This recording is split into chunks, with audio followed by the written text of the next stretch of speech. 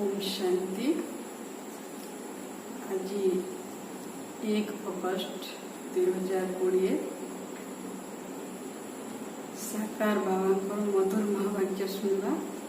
ये अगस्ट मसरे आम संकल्प नेवा कि आम जेकोसी कार्य करने पूर्व प्रथम बाबा को आम मन पकेवा, बाबा को आह्वान करवा। जो कार्य कले भी बाबा साथी चल बाबा को साथ अनुभव करवा एवं रात्रि शोवा पूर्व भी बाबा को दिन सब समाचार लिखा, चिठी लिखा, बाबा को निज हालचाल शुणेबा, तापर शोवा। तो ये दृढ़ संकल्प द्वारा निश्चित भाव देखिए आप बहुत अच्छी अनुभूति हम।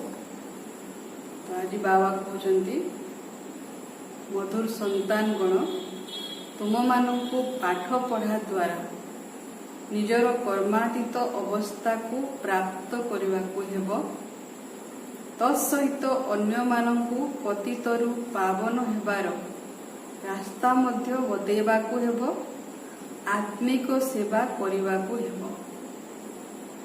पाठ पढ़ा सहित आम अन्य मानू रास्ता भी बतेवा, बाबा को परिचय देवा, यही सेवा करवा। बाबा को प्रश्न, क्यों मंत्र को मन रखिले पाप कर्मरु रक्षा पाइजिवो? क्यों मंत्र को मन रखिले पाप कर्मरु रक्षा पाइजिवो? बाबा कहते बाबा मंत्र देछंती जे खराब कथा सुन नहीं, खराब कथा देख नहीं, खराब कथा कह नहीं, खराब कथा भाव नहीं एवं खराब कर नहीं। यही मंत्र को सर्वदा मन रख। तुमको निजर कर्मेंद्रिय द्वारा कौन सी पाप कर्म करिवार नहीं। कलिजुगरे समस्तंक द्वारा पाप कर्म ही होता है। सेथिपाई बाबा ही युक्ति उपाय शिखाउछंती, पवित्रता को धारण कर।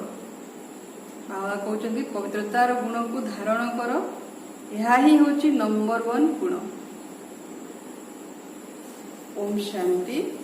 पिला माने कहा सम्मुखरे बसिच, कहा सम्मुखरे बसिच? बाबा इतने आसुचंती तो प्रथम रे आत्मा मान को देखुचंती। परमात्मा आत्मा मान को ही ज्ञान शुणी थांती। तो बाबा आत्मा मान को देखि कहउचंती, बुद्धि रे निश्चित आसुथिबो जे आमे पतित पावन समस्तंकर सद्गति दाता निजर अविनाशी पितांक सम्मुखरे बसिछु। जदिओ ब्रह्मा शरीर रे अछंती तथापि शिव बाबा को मने पकेवा को हेबो। ब्रह्मा बाबा को भ्रुकुटी रे शिव बाबा को मने पकेवा। कौनसी मनुष्य समस्तंकर सद्गति करि पारिबो नाही। मनुष्य को पतित पावन कहा जाए नहीं। पिला मानंकु निजको आत्मा भाविବାକୁ पड़िबो। से आम समस्त आत्मा मानकर पिता अटंती। सेही पिता आमको स्वर्गर मालिक करुछंती। यह पिला माने जानिबा दरकार एवं पुणी खुशी भी हेबा दरकार। बाबा आछंती आमको स्वर्गर मालिक बनेबा पाई। यह भी पिला माने जानुछंती जे आमे नरकवासी रु स्वर्गवासी हेउछु। आमको बहुत सहज रास्ता मिलुछि। बाबा कहते घर गृहस्थ रही मत मन पकाओ।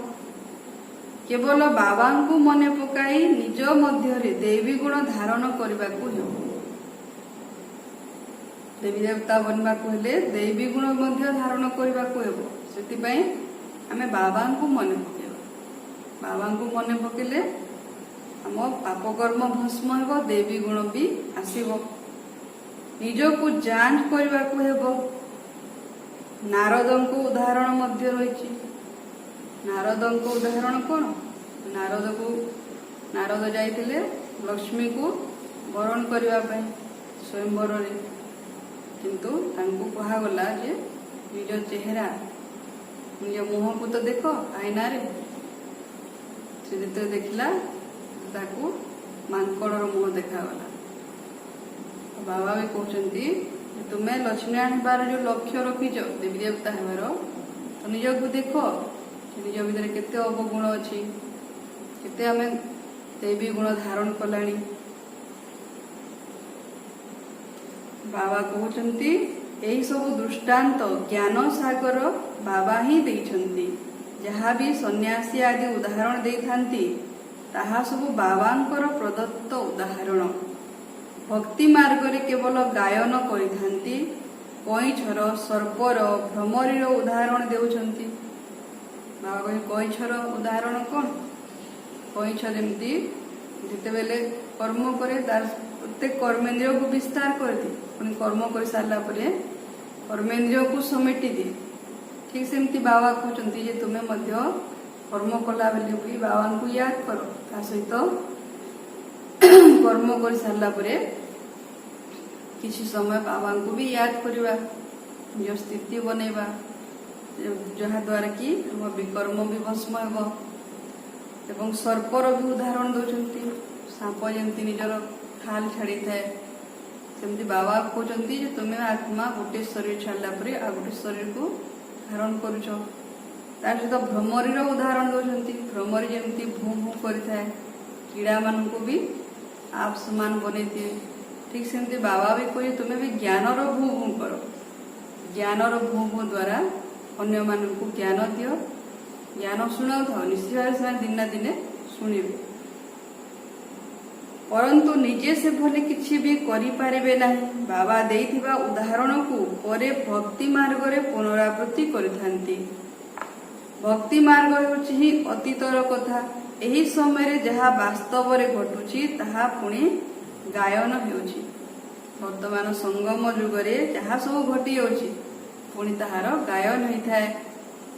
बाबांको ठारू शिक्षा नहीं पतितरु पवित्र भी हेउछ एवं पतित को पवित्र हेबार रास्ता मध्य बताउछ। यह हैला तुमर मुख्य आत्मिक सेवा। प्रथमे प्रथमे काहाकु भी आत्मार ज्ञान दियो। कह तुमे आत्मा अट।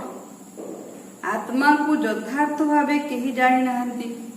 आत्मा तो अविनाशी अटे, आत्मा केबे मरेनी। जेबे समय होइथाए आत्मा शरीर रे आसी प्रवेश करिथाए। तेणु निजको बारंबार आत्मा भाविबा दरकार। मु शरीर नुहे मु आत्मा अटे। यह भूलिबा उचित नुहे। आम आत्मा मानकर पिता परमात्मा परम शिक्षक मध्य अटंती। यह भी सबुबेले पिला माने मने रहिबा दरकार। शिव बाबा मोर पिता मध्य अटंती, शिक्षक मध्य अटंती एवं गुरु मध्य अटंती। तुमे जानुछ जे एबे घर को फेरिबा को हेबो। विनाश सम्मुख रे छिड़ा होइछि। सत्य युग रे दैवी परिवार बहुत छोट होइथाए। कलि युग रे तो अनेक मनुष्य अछंती। प्रथम रे तो सत्य युग रे देवी देवता संख्या केते कम थिबो। प्रथम रे 9,16,108 आत्मा आसबे। पुणी त्रेतार अंत रे 33 कोटी आत्मा। एबे तो 700 करोड़ ऊपर अछंती। तो बाबा कहउचंती अनेक धर्म अनेक मत अछि। सत्य युग रे सब किछि भी रहिबो नाही। पिला माननकु सारा दिन बुद्धि रे एही कथा चिंतन रे आनिबा दरकार। यह पाठ पढ़ा अटे ना। लौकिक पाठ पढ़ा रे तो केते पुस्तक आदि रही थाए। प्रति क्लास रे नुआ नुआ बही किनिबा को पड़ी थाए। एठारे तो कौनसी भी बही किंबा शास्त्र आदिर कथा नहीं। एठारे तो बाबा केवल समस्त को एका पाठ पढ़ुचंती मुरली। एथिरे कौनसी शास्त्र आदि धरिबा दरकार नहीं। सेई क्लास रे पिला मानक ऊपर केते बोझ थाए, केते सब्जेक्ट थाए। एथिरे तो गोटे कथा गोटे पाठ पढ़ा हेउची।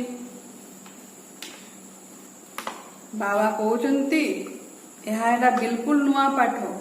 तुमे माने ही ए कथा सुनिथिलो एवं पद पाइथिलो। ए कथा आउ केही जानि नाहंती। तुमको राजयोग परम पिता परमात्मा सिखाउछंती।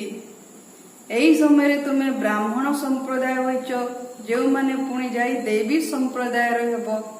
एणु एही जन्म रे दिव्य गुण धारण करूछ। नंबर 1 दिव्य गुण हैला पवित्रता। बाबा कहते दिव्य गुणर धारणा कर। ନମ୍ରତା, ପବିତ୍ରତା, ଧୈର୍ଯ୍ୟତା, ସହନଶୀଳତା। କିନ୍ତୁ ପବିତ୍ରତା ହଉଛି ନମ୍ବର 1। ତୁମେ ଏହି ଶରୀର ଦ୍ୱାରା କେତେ ପାପ କରି ଆସିଛ। ତାହାକୁ ମିଛ କହିବା ବି ପାପ, ମିଛ ଶୁଣିବା ବି ପାପ। ତ କର୍ମେନ୍ଦ୍ର ଦ୍ୱାରା କେତେ ପାପ କର୍ମ କରି ଆସିଛ। ଆତ୍ମାକୁ ହିଁ କୁହାଯାଉଛି ହେ ପାପ ଆତ୍ମା। ଆତ୍ମା ହିଁ କର୍ମେନ୍ଦ୍ର ଦ୍ୱାରା କେତେ ପାପ କରି ଚାଲିଛି। ଏବେ ଖରାପ କଥା ଶୁଣ ନାହିଁ, ନା ଦେଖ। ଖରାପ ଦେଖିବା ବି ନାହିଁ, କାହିଁକି ପ୍ରଥମରେ ଦେଖିବା, ତାପରେ ମନରେ ସଂକଳ୍ପ ଆସିବ, ଶୁଣିଲେ ମଧ୍ୟ ସଂକଳ୍ପ ଆସିବ, ତାପରେ କର୍ମରେ ଆସିଥାଏ। ତ ଦେଖିବା ବି ନାହିଁ। କାହାକୁ କୁହାଯାଉଛି? ଆତ୍ମାକୁ। ଆତ୍ମା ହିଁ କାନ ଦ୍ୱାରା ଶୁଣୁଛି। ବାବା ହିଁ ତୁମ ପିଲାମାନଙ୍କୁ ମନେ ପକାଇ ଦେଉଛନ୍ତି ଯେ ତୁମେ ଆଦି ସନାତନ ଦେବୀ ଦେବତା ଧର୍ମର ଥିଲ। ପୁରା ଚକ୍ର ଲଗାଇ ଆସିଛ, ଏବେ ପୁଣି ତୁମକୁ ସେହିପରି ହେବାକୁ ପଡ଼ିବ। ଏହି ମଧୁର ସ୍ମୃତି ଆସିବା ଦ୍ୱାରା ପବିତ୍ର ହେବା ପାଇଁ ସାହସ ଆସିଥାଏ। ବାବା ଆସିକରି ଆମକୁ ସାହସ ଦଉଛନ୍ତି, କହୁଛନ୍ତି ତୁମେ ହିଁ ଦେବୀ ଦେବତା ଥିଲ, ଭୁଲି ଯାଇଛ ତୁମେ। ଏବେ ପୁଣି ତୁମକୁ ଦେବୀ ଦେବତା ବନିବାକୁ ପଡ଼ିବ। ସେଥିପାଇଁ ନିଜ ଭିତରେ ଦିବ୍ୟ ଗୁଣ ଧାରଣ କର, ପବିତ୍ର ହୁଅ। ଗୋଟିଏ ଜନ୍ମ ପବିତ୍ରତାକୁ ଧାରଣ କଲେ 21 ଜନ୍ମ ସ୍ୱର୍ଗ ସୁଖ ମିଳିବ। ତୁମର ବୁଦ୍ଧିରେ ଅଛି ଯେ ଆମେ କିପରି 84 ଜନ୍ମର ଅଭିନୟ କରିଲୁ। ପ୍ରଥମେ ପ୍ରଥମେ ଆମେ ଏଇଭଳି ଥିଲୁ। ଏହା କାହାଣୀ ଅଟେ ନା, 84 ଜନ୍ମର କାହାଣୀ। ବୁଦ୍ଧିରେ ଆସିବା ଦରକାର। 5000 ବର୍ଷ ପୂର୍ବେ ଆମେ ସେହି ଦେବତା ଥିଲୁ। ପୁଣି 5000 ବର୍ଷ ଚକ୍ର ଘୁରିବ, ପୁଣି ଦେବୀ ଦେବତା ବନିବା। ମୁଁ ଆତ୍ମା ହେଉଛି ମୂଳ ବତନବାସୀ, ପରମଧାମ ନିବାସୀ। ପୂର୍ବେ ଟିକିଏ ହେଲେ ମଧ୍ୟ ଏହି ଖ୍ୟାଲ ନଥିଲା ଯେ ପରମ ଧାମ ଆମ ଆତ୍ମା ମାନଙ୍କର ଘର ଅଟେ। ସେଠାରୁ ଆମେ ଆସିଛୁ ଅଭିନୟ କରିବା ପାଇଁ। ତୁମେ ଈଶ୍ୱରୀୟ ସନ୍ତାନ ହୋଇଛ। ଈଶ୍ୱର ବସି ତୁମକୁ ଶିକ୍ଷା ଦେଉଛନ୍ତି। ସେ ପରମ ପିତା, ପରମ ଶିକ୍ଷକ, ପରମ ସଦ୍ଗୁରୁ ଅଟନ୍ତି। ଆମେ ତାଙ୍କ ମତରେ ସମସ୍ତ ମନୁଷ୍ୟକୁ ଶ୍ରେଷ୍ଠ ବନାଉଛୁ, ଶ୍ରେଷ୍ଠ କରାଉଛୁ। ମୁକ୍ତି ଜୀବନ ମୁକ୍ତିର ଉଭୟ ଶ୍ରେଷ୍ଠ ରାସ୍ତା ବତାଉଛୁ। ଏହାକୁ ସ୍ୱଦର୍ଶନ ଚକ୍ର କୁହାଯାଉଛି। ସ୍ୱଦର୍ଶନ ଆତ୍ମା। ଆମେ ସତ୍ୟ ଯୁଗରେ ଦେବୀ ଦେବତା ଥିଲା, ପୁଣି ତ୍ରେତା ଯୁଗକୁ ଆସିଲା, କଳା କମିଗଲା। ସୂର୍ଯ୍ୟବଂଶୀରୁ ଚନ୍ଦ୍ରବଂଶୀ, ପୁଣି ଦ୍ୱାପର ଯୁଗରେ ବୈଶ୍ୟବଂଶୀ, ପୁଣି କଳି ଯୁଗରେ ହେଇଗଲା କ'ଣ ଶୂଦ୍ରବଂଶୀ। ଏବେ ବାବା ସଙ୍ଗମ ଯୁଗରେ ଆସି ପୁଣି ବ୍ରାହ୍ମଣ ବଂଶୀ କରିଦେଲେ। ପୁଣି ଆମେ ଦେବୀ ଦେବତା ହେବା। ଏହା ହେଉଛି ସ୍ୱଦର୍ଶନ, ଆତ୍ମଦର୍ଶନ, ଯାହାଦ୍ୱାରା କି ଆମର ପାପ କଟିବ। ଏହିପରି ସ୍ୱଦର୍ଶନ ଚକ୍ର ଘୁରିଲେ ବିକର୍ମ ଭସ୍ମ ହେବ। ତୁମେମାନେ ପିଲାମାନେ ବି ସହଯୋଗୀ ହେବା କଥା ନା। ତୁମମାନଙ୍କୁ ହିଁ ସ୍ୱଦର୍ଶନ ଚକ୍ରଧାରୀ କରୁଛି। ଏହି ଜ୍ଞାନ ମୋ ଭିତରେ ଅଛି, ଏଣୁ ମୋତେ ଜ୍ଞାନର ସାଗର ମନୁଷ୍ୟ ସୃଷ୍ଟିର ବୀଜ ରୂପ କହୁଛନ୍ତି। ଏବେ ତୁମେ ଜାଣୁଛ ବାବା ଆମକୁ ଶୂଦ୍ରରୁ ବ୍ରାହ୍ମଣ କରି ପୁଣି ଦେବତା କରୁଛନ୍ତି। ଆମେ ହିଁ ପୂଜ୍ୟରୁ ପୂଜାରୀ ହେବୁ। ପୁଣି ଯେତେବେଳେ ବାମ ମାର୍ଗରେ ଯିବୁ, ସେତେବେଳେ ଶିବଙ୍କର ମନ୍ଦିର ତିଆରି କରି ପୂଜା କରିବୁ। ତୁମ ପିଲାମାନଙ୍କର 84 ଜନ୍ମର ଜ୍ଞାନ ରହିଛି। ବାବା ହିଁ କହୁଛନ୍ତି ଯେ ତୁମେ ନିଜ ଜନ୍ମ ବିଷୟରେ ଜାଣିନାହଁ, ମୁଁ ଶୁଣାଉଛି। ଏଭଳି ଆଉ କୌଣସି ମନୁଷ୍ୟ କହିପାରିବେ ନାହିଁ। ତୁମକୁ ଏବେ ବାବା ସ୍ୱଦର୍ଶନ ଚକ୍ରଧାରୀ କରୁଛନ୍ତି। ତୁମେ ଆତ୍ମା ପବିତ୍ର ହେଉଛ, ଶରୀର ତ ଏଠାରେ ହିଁ ପବିତ୍ର ହୋଇପାରିବ ନାହିଁ। ଆତ୍ମା ପବିତ୍ର ହୋଇଗଲା ପରେ ପୁଣି ଅପବିତ୍ର ଶରୀରକୁ ଛାଡ଼ିବାକୁ ପଡ଼ିଥାଏ। ସବୁ ଆତ୍ମା ମାନଙ୍କୁ ପବିତ୍ର ହୋଇ ଘରକୁ ଯିବାକୁ ପଡ଼େ। ପବିତ୍ର ଦୁନିଆ ଏବେ ସ୍ଥାପନା ହେଉଛି। ଏକଥା ମନେ ରଖିବା ଦରକାର। ବାବାଙ୍କୁ ମନେ ପକାଇବା ସହିତ ଘରକୁ ବି ମନେ ପକାଇବା ଉଚିତ। କାହିଁକି ନା ଏବେ ଘରକୁ ଯିବାର ଅଛି। ଘରେ ହିଁ ବାବାଙ୍କୁ ମନେ ପକାଇବାକୁ ହେବ। ଯଦିଓ ତୁମେ ଜାଣୁଛ ଯେ ବାବା ଏହି ଶରୀରରେ ଆସି ଆମକୁ ଜ୍ଞାନ ଶୁଣାଉଛନ୍ତି, ପରନ୍ତୁ ବୁଦ୍ଧି ପରମ ଧାମ ଶାନ୍ତି ଧାମରୁ ବିଚ୍ଛିନ୍ନ ହେବା କଥା ନୁହେଁ। ବାବାଙ୍କୁ ପରମ ଧାମରୁ ଆସିକି ପାଠ ପଢ଼ାଉଛନ୍ତି। ଟିଚର ଘର ଛାଡ଼ି ଆସିଥାନ୍ତି ତୁମକୁ ପଢ଼ାଇବା ପାଇଁ। ପାଠ ପଢ଼ାଇ ପୁଣି ବହୁତ ଦୂରକୁ ଚାଲି ଯାଇଥାନ୍ତି। ବାବାଙ୍କୁ ସାଙ୍ଗରେ ନେଇଯିବେ ପବିତ୍ର ବନେଇ। ପୁଣି ଆମେମାନେ ହିଁ ସତ୍ୟ ଯୁଗକୁ ଆସିବା, କିନ୍ତୁ ବାବା ତ ଆସିବେନି। ଗୋଟିଏ ସେକେଣ୍ଡରେ କେଉଁଠାକୁ ମଧ୍ୟ ଯାଇପାରିବେ। आत्मा केते छोट बिंदु अटे आश्चर्य हेबा दरकार। बाबा आत्मार ज्ञान देइछंती। आत्मा बिंदु स्वरूप किंतु 84 जन्मर पाठ भरी रही। केते आश्चर्य कथा। यह भी तुम्हें जानुछ स्वर्ग रे कौनसी खराब वस्तु न थाए जहा द्वारा हाथ पाद अथवा कपड़ा आदि मैला हेबो। देवता मानकर वेशभूषा केते सुंदर होई थाए। केते सुंदर वस्त्र हेबो धोइबाकू भी पड़िबो नाही। एमानंकु देखि करी केते खुशी हेबा दरकार। आमे आत्मा जानिछे जे भविष्यत 21 जन्म मु एई भली हेबी। लक्ष्मी नारायण चित्र बारंबार देखिबा दरकार। एभली बाबांकर आमे संतान होई पुणी कांदुजु काईकि। बाबांकु 21 जन्म स्वर्गर मालिक करबा पे आसंती। तो समस्ते लक्ष्मी नारायण फोटो रखिबा दरकार। बारंबार देखिबा कथा जे आमे एमती हेबु एमती पद पाइबु। आमर कोनोसी चिंता रहिबा उचित कि भगवान स्वयं आसचंती आम पाई। तुम पिला मानंकु एबे सुदर्शन चक्रधारी होई रहिबाकू हेबो। काईकि ना सुदर्शन चक्र द्वारा तुमर पाप कटुछि। आसुरिक पणियार विनाश हेउछि। देवता एवं असुर मानंकर लड़ाई तो होई पारिबो नाही। असुर कलिजुगरे देवता माने सत्य जुगरे मझिरे होछि संगम जुग। वास्तविक वर्तमान जो आम मनोयुद्ध चली आमे विकार को छाड़वा चाहूजे किंतु माया आमको छाड़ी दौनी। तो देवता असुर मानकर पुणी लड़ाई देखा दिया किंतु एमती नुहे जे प्रकृति देवता और असुर मानकर लड़ाई होता। कहीं देवता मान तो सत्य जुग रे असुर तो कलि जुगरे। शास्त्र रे ज्ञान मार्गर वर्णना अछि। ज्ञानर चिन्ह वर्ण ही नहीं। समस्तंक पई ज्ञानर सागर एक बाबा ही अछंती। बाबांको स्मृति व्यतीत कौनसी आत्मा पवित्र होई पुनर्बार घर को फेरी जाई पारिबो नाही। अभिनय निश्चित करबाकू पड़िबो। तेणु एबे निजर 84 जन्मर चक्र को भी मने पकाइबाकू हेबो। आमे एबे सत्ययुगी नुआ जन्म नउछु। एपरी जन्म पुणी केबे मिलिबो नाही। शिव बाबा पुणी ब्रह्मा बाबा लौकिक पारलौकिक एवं ये हेले अलौकिक बाबा। लौकिक बापा तो समस्तंकर अछंती शरीर पिता। पारलौकिक पिता परम पिता परमात्मा एवं अलौकिक बाबा होचंती ब्रह्मा बाबा जहाँकर मुख वंशावली आमे ब्राह्मण हेला। एही समय ही कथा अटे। एहांकु अलौकिक कुहायाउची। तुमे माने शिव बाबांकु स्मरण करूछ ब्रह्मांकु नुहे। जदिओ ब्रह्मांकर मंदिर को जाई पूजा करूछंती ताहा मध्य सेतेबेले पूजा करिथांती जेतेबेले सूक्ष्म वतन रे संपूर्ण अव्यक्त मूर्त रे थांती। ब्रह्मा जे संपूर्ण हो जाती तापरे तांको पूजा हुए। बाबा कहउचंती जे सोमनाथ मंदिर केते श्रेष्ठ अटे। तुमरो नाम विख्यात होची। सोमरस पियाइले पुणी कोन होला। पुणी एठारे भी दिलवाड़ा मंदिर देख। मंदिर अविकल भावे स्मृति चिन्ह रूपे तैयारी होईची। तले तपस्या करुच ऊपरे स्वर्ग अछि। मनुष्य भावी थान जे स्वर्ग तो केउठी ऊपरे रहिची। मंदिर तले किपरि स्वर्ग तैयारी करिवे। तेणु ऊपर छात रे तैयारी करि दैछंती। एक कथा तैयारी करिथिबा कारीगर मध्य बुझी पारु नांती। बड़ बड़ कोटिपति अछंती तांको ए सब कथा बुझाइबाकू पड़िबो।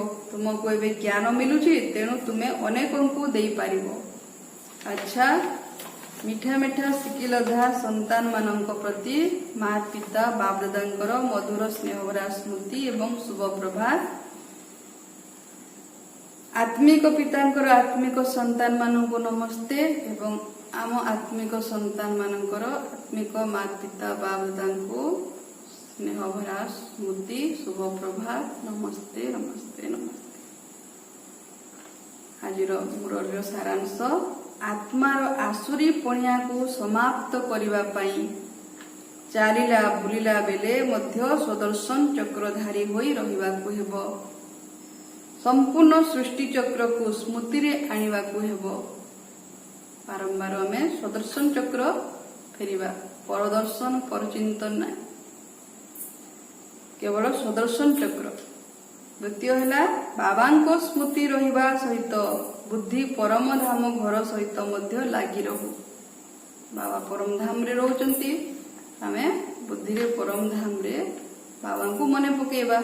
बाबा जहाँ सबू स्मृति देइछंती सेगुड़िक स्मरण करी निजर कल्याण करने को जो ज्ञान आम शुणुचे दिन सारा तार चिंतन करवा जदि आम ज्ञान चिंतन करवा ताहेले धारणा हेबो एमती नुहे आम ज्ञान शुणी देकरी रहीबा भूली जाऊ ना से बाबा कहते बारंबार स्मरण कर तो ताहेले धारणा हेबो जेते आम चिंतन करवा सेते नशा भी चढ़ो बाबा वरदान दौरान संपूर्ण आहुति द्वारा परिवर्तन समारोह पालन करी दृढ़ संकल्प धारी हुओ जेपरी गायन रही प्राण जाओ पछे वचन न जाओ तेणु किभली भी परिस्थिति आसी जाओ मायार महावीर रूप मध्य सम्मुख को आसी जाओ किंतु तुमर धारणा रे कोनोसी त्रुटि न रहो संकल्प द्वारा त्याग करिथवा खराब जिनिस गुड़ी को संकल्प रे मध्य स्वीकार न हो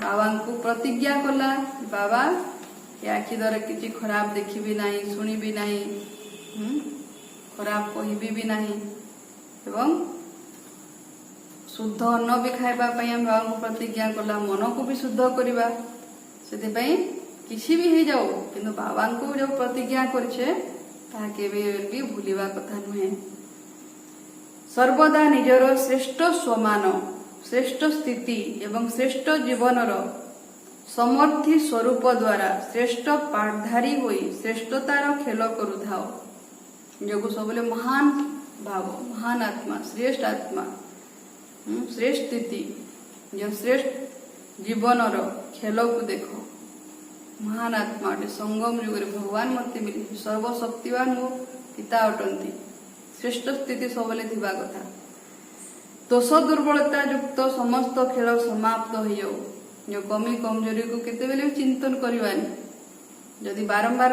निजर कमजोरी भाईबा ताले ता दृढ़ हो जिवो जेते बेले एही भली संपूर्ण आहुतिर संकल्प दृढ़ हेबो सेते बेले जाई परिवर्तन समारोह हेबो दृढ़ संकल्प ही सफलतार आधार अटे सेतपई आमे दृढ़ संकल्प नेबा एमती उपवास व्रत रे कोन करंती आमे हा छुईबु नाही करिबु नाही ठीक सेमती कौन खराब जिनस प्रति छाड़िबा पई दृढ़ संकल्प यदि नेबा निश्चय भावे हम कमी कमजोरी मध्य दूर हो तेणु वर्तमान एही समारोहर तारीख को संगठित रूप से निर्धारित कर बाबा कहते तारीख निर्धारित कर केबे संपूर्ण हेबो केबे तुम ठारू कमी कमजोरी दूर हेबो तो संगठन रूप से सब ब्राह्मण आत्मा कहबा जे नहीं बाबा आम 23 तारीख रे संपूर्ण हेबो एक संकल्प हेबो जेते बेले ताले सृष्टि परिवर्तन हेबो एवं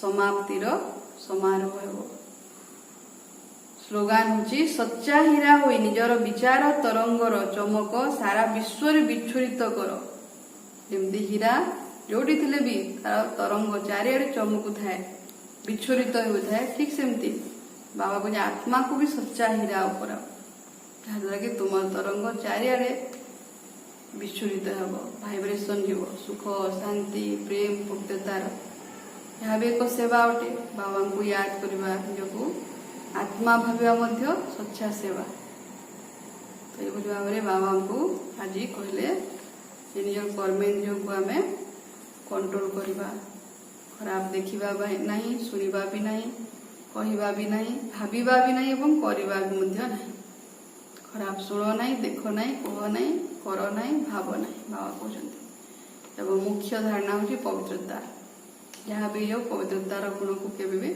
छाड़वा नहीं निज धारणा को सब श्रेष्ठ करवा एवं आज बाबा कहले दृढ़ संकल्प कर जहाँ भी करुच दृढ़ संकल्प द्वारा ही सफलता मिल पार तो आम यदि दृढ़ संकल्प नेबा जे मु आज कमी कमजोरी छाड़ी निश्चित भाव में सफलता मिल ता सहित स्वदर्शन चक्रधारी होगा आत्मदर्शन स्वदर्शन परदर्शन को आम करवानी अन्य को देखवानी निज को देखा आज बाबा कहले ना उदाहरण दे नारदर एवं भ्रमरी भलिया भूम करवा समस्त ज्ञान देवा तार सहित आगे कईछ भलिया कर्मेन्द्रिय को कर्म कर सारा समेटी दे बाबा को याद करवा जोगयुक्त होगा स्थितिर अभ्यास करवा ये भाव एवं प्रतिदिन आम पुणी थे रिपीट करवा जे जो कर्म करवा बाबा को याद करवा बाबा को आह्वान करवा एवं राति शोला बेले बाबा को समाचार देवा चिठी लिखा।